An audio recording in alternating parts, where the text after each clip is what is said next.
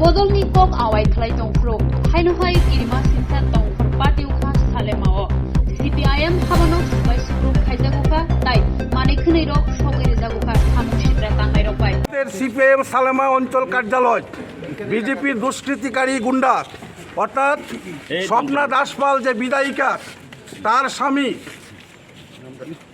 পরিতোষ পাল এর নেতৃত্বে সালামার কতিপয় বিজেপি গুন্ডা বাহিনীরা আমাদের পার্টি অফিসের সমস্ত আসবাবপত্র লুটপাট করে বাকি অবশিষ্ট সালামা পার্টি অফিসের সামনে পিডব্লিউডি সড়কেতে এনে আগুন জ্বালিয়ে পুড়িয়ে দিয়েছে। আমরা থানার দারোগাবাবুকে বলেছি যে এই সমস্ত তদন্ত করে সুষ্ঠু যাতে ব্যবস্থা করা হয়, যদি ব্যবস্থা না হয় তার জন্য আমরা পরবর্তী সময়ে আমরা আমাদের বৃহত্তর আন্দোলনের জন্য আমরা প্রস্তুত হব।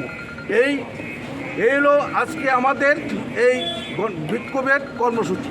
আমরা সবাইকে লাল সালাম। মানুষ লাল ঝান্ডার তলে সামিল হচ্ছে।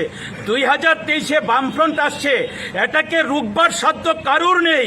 এভাবে পার্টি বিশকে আক্রমণ করে লাল ঝান্ডাকে দমানো যাবে না, যায় না, এটা পৃথিবীর সর্বত্র প্রমাণিত। তাই আমরা আজকে বিক্ষোভ কর্মসূচি করেছি।